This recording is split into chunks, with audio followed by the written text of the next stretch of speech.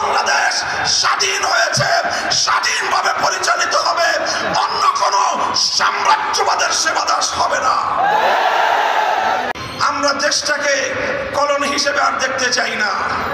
ব্রিটিশরা আমাদেরকে এক সময় কলোনি হিসেবে ব্যবহার করেছে।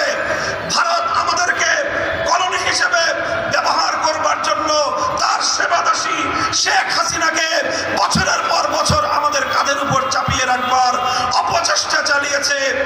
এই অপচেষ্টার পরিণাম কি হয়েছে? ভারতকে এখান থেকে শিক্ষা গ্রহণ করবার জন্য আমি উদাত্ত আহ্বান জানাবো। আর কোনোদিন যেন এই স্বাধীন বাংলাদেশে কোন সেবাদাস প্রতিষ্ঠার দুঃস্বপ্ন যেন ভারত না দেখে।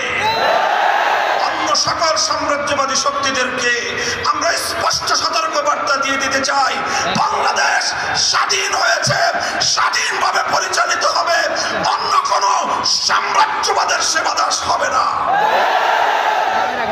বাংলাদেশের শিক্ষা ব্যবস্থা কোরআন ও বিজ্ঞান ভিত্তিক শিক্ষা ব্যবস্থা চলবে, বিজ্ঞান ভিত্তিক শিক্ষা চলবে। বিজ্ঞান ভিত্তিক বিজ্ঞানী যে বিজ্ঞান বিভাগের বাইরে বিশেষ করে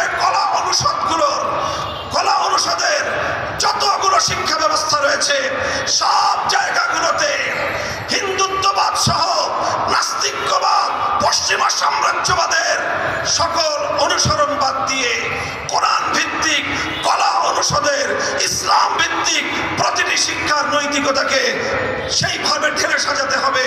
নতুন করে কারিকুলাম তৈরি করতে হবে স্বাধীন বাংলাদেশ গঠন করতে হলে। সংগ্রামী সাথী ও বন্ধুগণ, সর্বশেষ